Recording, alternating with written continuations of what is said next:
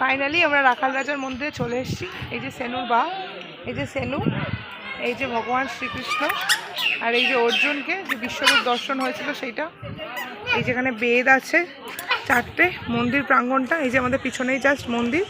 এখন 2টো বাজে, তো ভোগের টাইম ঠাকুরের। আমি ভোগের জাস্ট আগেই ঠাকুরকে পুজোটা দিয়েছি, দিয়ে ওরা বললো এখন ভোগের টাইম। তো ঠাকুরমশাইরা বললেন যে একটু বাইরে অপেক্ষা করো, পুজোটা দেওয়া হয়ে গেছে আর মানে প্রসাদ ঠেকিয়ে দিয়ে দিয়েছে, কিন্তু বললো যে একটু অপেক্ষা করতে হবে আর এরপর প্রসাদ দেবে। তো সবাই উঠে যাওয়ার পর আমরা যেহেতু পরে পৌঁছেছি, আমরা লাস্টেই প্রসাদ পাবো। আর ততক্ষণ আমরা মন্দির প্রাঙ্গণটা ভালো করে ঘুরে দেখি এবং তোমাদেরকেও ঘুরে দেখাই। এটা অনেক ঐতিহ্যময় একটা জায়গা, তো প্লিজ তোমরা এসো। আশা করি তোমাদের ভীষণ ভালো লাগবে এই জায়গাটা ঘুরতে। তো পুরো ভিডিওটা দেখো স্কিপ না করে। তো এটাই আমার বলা। আগের পার্টে তোমাদের সাথে জার্নিটা শেয়ার করেছিলাম, আর এই পার্টে শেয়ার করলাম যে আমরা পৌঁছালাম কখন এবং কি কি করলাম সব কিছু। এই যে সেনুর বা দাঁড়িয়েছিল এখানে, এই বটগাছটা বহু পুরনো বটগাছ, মানে জ্যৈষ্ঠ মাসে আমরা গিয়েছিলাম, কিন্তু বিশ্বাস করে ওখানে পৌঁছানোর পর আমরা মনেই হচ্ছিল না যে অত গরম, মানে যেরকম আমাদের এই সব অঞ্চলে গরম তার থেকে ওখানে গরমের পরিমাণ অনেক কম। আর যেহেতু বড় গাছ রয়েছে তাই ওখানে প্রচণ্ড হাওয়া, মানে সত্যি গাছের যে কতটা ভূমিকা সেটা হয়তো বোঝা যায় যখন আমরা গাছের কোনো জায়গায় যাই। গাছ কাটা যে কত বড় অপরাধ সেটা আমরা এখন এই মুহূর্তে অনুভব করতে পারি। এই যে এটা মেন গেট, এখানে ভগবান শ্রীকৃষ্ণ রয়েছেন স্বয়ং। আগের বার যখন আমরা এসেছিলাম তখন এই গেটটা ছিল না। এটা হচ্ছে মন্দিরের নাট মন্দির থেকে দরজাটা সরাসরি দেখা যায়, কিন্তু সেই সময় বললামই আগে যে দরজাটা বন্ধ ছিল। আমরা যেদিন পৌঁছেছিলাম সেদিন অনেক ভক্তবৃন্দ এসেছিলেন রাখাল রাজার দর্শনের উদ্দেশ্যে। জ্যৈষ্ঠ মাসে এই সময় নাকি অনেক ভক্তবৃন্দ আসেন। এই ঠাকুরমশাইদের মন্দিরে পালা করে করে পুজো হয়, অর্থাৎ কোনো এক ঠাকুরমশাইয়ের কোনো একবার এভাবে ওদের পালা করে করে ওনারা পুজোর ভার নেন। এই যে এখানে গেট দিয়ে ঢুকেই শ্রীকৃষ্ণের বকাসুর বধ, কালিয়া দমন এবং বসুদেব যে শ্রীকৃষ্ণকে নিয়ে যমুনা নদী পার করছিলেন সেই দৃশ্য, প্রত্যেকটা জিনিস এখানে খুব সুন্দরভাবে সাজানো রয়েছে। তো মানে এইগুলো আগেরবার ছিল না, কিন্তু এবার হয়েছে। এখনও মন্দির সংস্করণের কাজ চলছে। তো আমি তোমাদের সকলের কাছেই অনুরোধ করব যে এই মন্দির দর্শন করো। এই মন্দিরে আমরা যেটুকুনি সামর্থ্য আমাদের, আমরা যদি অনুদান দিই তাহলে ঠাকুরমশাইরা আরও ভালো করে এই মন্দির উন্নয়নের কাজ করতে পারবে। এই যে সামনে পুকুর এবং এখানেই হচ্ছে ঠাকুরের রান্নাঘর, এবং এই যে সেনুর বা দাঁড়িয়ে আছে। ঠাকুরের রান্নাঘর ব্যতীত অন্য কোথাও যদি আমরা রান্না করি, মানে কেউ করে, তাহলে কিন্তু 500 টাকা জরিমানা হয়।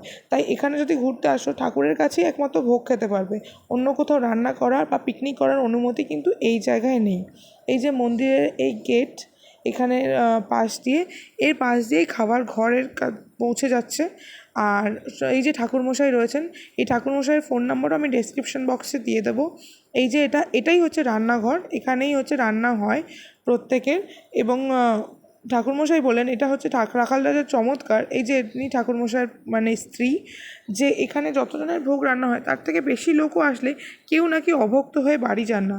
এটাই হয়তো এখানকার রাখাল রাজার মন্দিরের চমৎকার। এই যে মন্দিরের গাটা, পুরো মানে মন্দিরটা অ্যাকচুয়ালি এটা খাওয়ার জায়গার পাশ দিয়ে রয়েছে।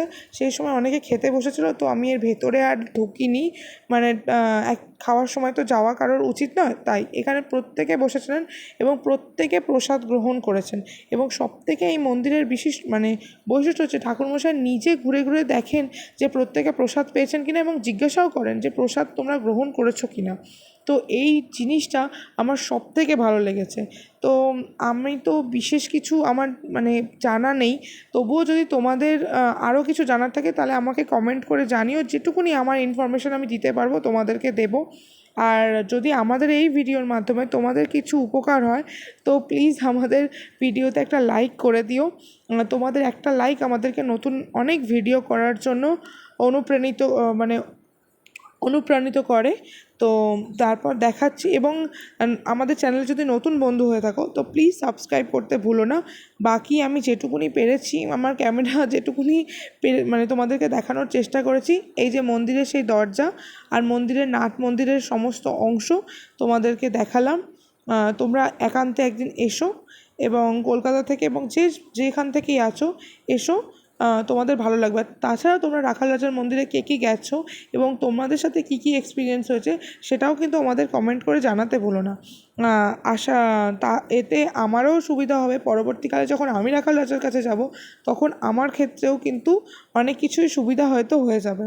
তবু আমি একটাই অনুরোধ করব যে তোমরা যারা যাবে তারা দুপুরবেলা, মানে আমরা যেহেতু দেরি করে পৌঁছালাম, তোমরা সকাল সকাল ওখানে পৌঁছানোর চেষ্টা করো, তাতে দর্শনও ভালো হবে এবং সব কিছু ভালো হবে।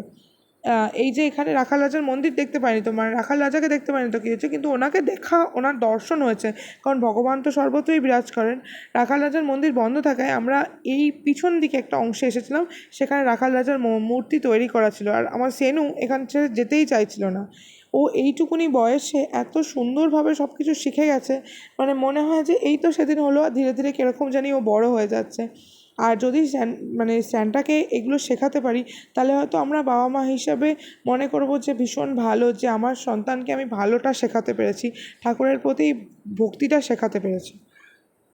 এই মন্দিরের সবচেয়ে বড় বৈশিষ্ট্য হচ্ছে এখানে যিনি রাখাল তিনিই রাজা, এই সমস্ত অংশই রাখাল রাজার মন্দিরের অংশ হিসাবে রয়েছে। আর স্যান্টা এই জায়গাটা ছেড়ে যেতেই চাইছিল না। সত্যিই যে বাচ্চাদের মধ্যে ভগবান থাকে সেটা প্রমাণ পাওয়া যায়। ওখানে গিয়ে স্যান্টা যে রাখাল রাজার সাথে কী কথা বলছিল আমাদের কিন্তু মগজে ঢুকছিল না, কিন্তু স্যান্টা কিন্তু বুঝতে পারছিল এবং স্যান্টা সেই জায়গা ছেড়ে আসতেই চাইছিল না।